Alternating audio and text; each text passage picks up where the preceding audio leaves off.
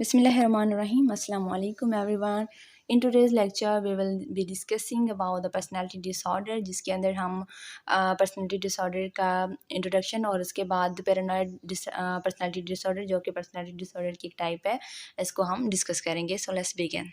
So what is paranoid personality disorder? It is a mental health condition marked by a long-term pattern of distrust and suspicion of others without adequate reason to be suspicion. यानी कि paranoid personality disorder एक ऐसी psychological condition है जिसमें person बहुत long term के लिए एक ऐसा उसके अंदर पैटर्न डेवलप हो जाता है जिसमें वो लोगों पे यकीन नहीं कर पाता, दूसरों के बारे में हमेशा सस्पिशियस रहता है। और उसकी ये जो कंडीशन होती है सस्पिशियस रहने की, डाउटफुल रहने की या डिस्ट्रस्ट की, वो किसी रीज़न के साथ नहीं होती, मतलब कि उसका कोई रीज़न नहीं होता है कि वो क्यों ऐसा बिहेव कर रहा है। तो पैरानॉइड पर्सनैलिटी डिसऑर्डर के साथ जो लोग होते हैं वो अपने बिहेवियर को या जो उनकी थिंकिंग होती है वो ये नहीं सोचते हैं कि उनका बिहेवियर या उनका जो थिंकिंग है या उनका जो उनकी जो फीलिंग्स हैं वो दूसरों के लिए भी प्रॉब्लमेटिक हैं। तो रिसर्चेस कहती हैं कि इसके अंदर डिल्यूजन और हेलुसिनेशन नहीं होती हैं पैरानॉइड पर्सनैलिटी के अंदर। इसके अलावा paranoid personality disorder is not a common disorder, ये बहुत रेयर होता है और यूएस की पॉपुलेशन के अंदर 4.5% तक इसके चांसेस होते हैं। Now let's talk about the symptoms of paranoid personality disorder के कौन से सिम्टम्स और साइंस होते हैं जिसकी वजह से एक पर्सन की रिकॉग्नाइजेशन होती है कि ये इस पैरानॉइड पर्सनैलिटी डिसऑर्डर के साथ है। तो पैरानॉइड पर्सनैलिटी डिसऑर्डर के साथ जो पर्सन होगा वो अपनी जो पर्सनल इन्फॉर्मेशन होगी वो अपने चाहे वो फैमिली मेम्बर्स हैं या फ्रेंड्स हैं उनके साथ शेयर नहीं करता है।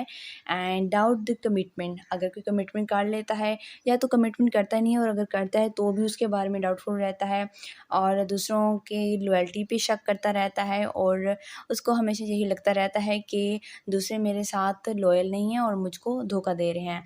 एंड बी अनफॉरगिविंग, किसी भी अगर कोई किसी से मिस्टेक हो जाती है तो वो उसको माफ़ नहीं कर पाते हैं।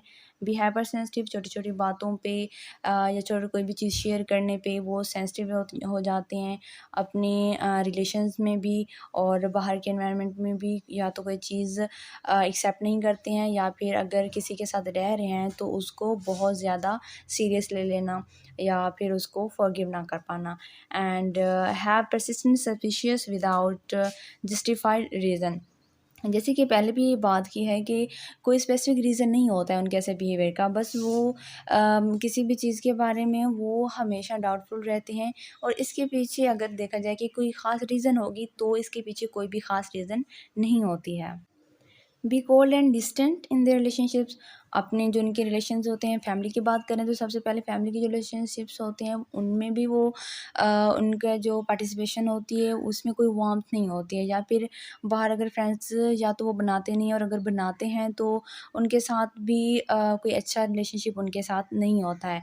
बी कंट्रोलिंग एंड जेलस, यानी कि अगर जैसे कि स्टूडेंट है उसने किसी के साथ ग्रुप बनाया, अब स्टडी ग्रुप बनाया है असाइनमेंट के लिए, तो उनकी कोशिश होती है कि वो जो पूरा ग्रुप है वो उसके अंडर हो और अगर कोई किसी और को ज़्यादा इंपॉर्टेंस मिल रही होती है उनके सामने तो वो जेलस रहते हैं।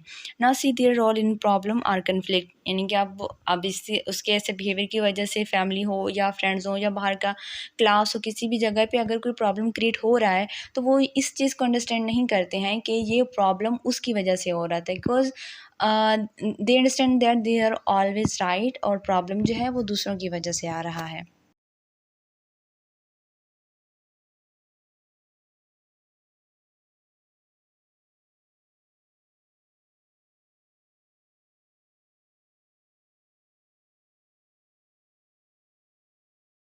Next is what is the causes of paranoid personality disorder, कौन सी चीज़ें हैं जो ये पर्सनैलिटी डिसऑर्डर कॉज कर रही होती हैं। तो मोस्टली रिसर्चेस यही कहती हैं कि इसके पीछे इन्वायरमेंटल फैक्टर्स भी हैं और बायोलॉजिकल रीजंस भी हैं।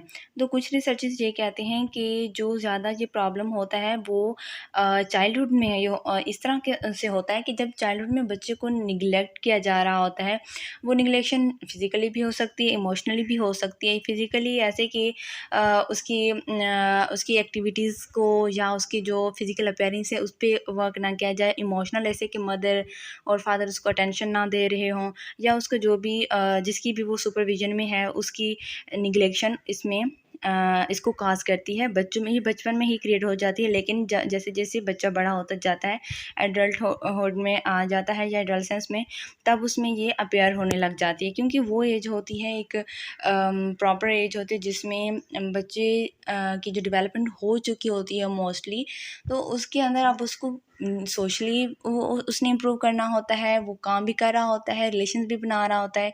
तो अब उसका अगर बचपन में ही उसमें उसको ये निग्लेक्शन देखनी पड़ी थी, तो वो बड़े होकर वो चीज़ उसकी इस एज में अपीयर होने लग जाएगी। Researchers used to think there was likely a genetic link among schizophrenia, schizotypal personality disorder, and PPD, यानी कि personality disorder। रिसर्चर्स कहते हैं कि स्किज़ोफ्रेनिया, स्किज़ोटिपिकल पर्सनालिटी डिसऑर्डर और पैरानॉर्मल पर्सनालिटी डिसऑर्डर के दरमियान लिंक है, यानी कि ये जेनेटिकली अगर देखा जाए तो ये तीनों डिसऑर्डर आपस में कनेक्टेड हैं।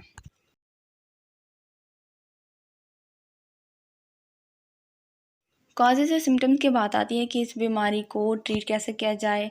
तो ट्रीटमेंट की बात करें तो पहले होता है कि डायग्नोज़ कैसे करना है। डायग्नोसिस पैरानॉर्मल पर्सनालिटी डिसऑर्डर का थोड़ा डिफ़िकल्ट होता है।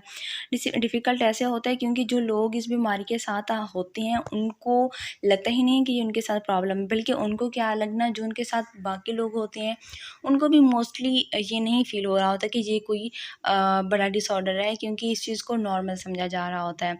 तो पहली बात ये है कि प्रॉब्लमेटिक या डिफ़िकल्ट डायग्नोसिस इसलिए होता है क्योंकि उस पर्सन को ये सेल्फ मालूम ही नहीं होता कि ये प्रॉब्लमेटिक है या नहीं है।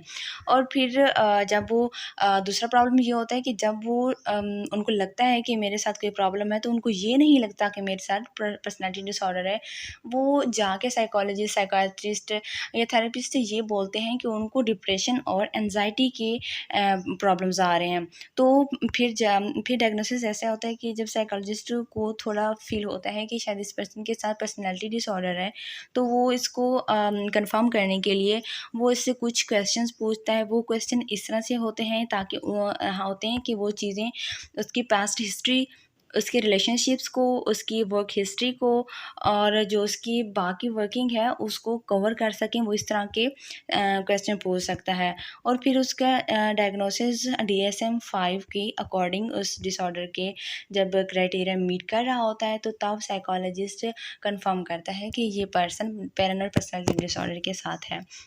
And so it was all about paranoid personality disorder, that is one of the type of personality disorder। तो यहाँ तक के लिए इतना ही लेक्चर था। आई होप आप लोगों को पैरानॉइड पर्सनालिटी डिसऑर्डर के बारे में अंडरस्टैंडिंग हो गई होगी। नेक्स्ट लेक्चर तक के लिए अल्लाह हाफ़िज़।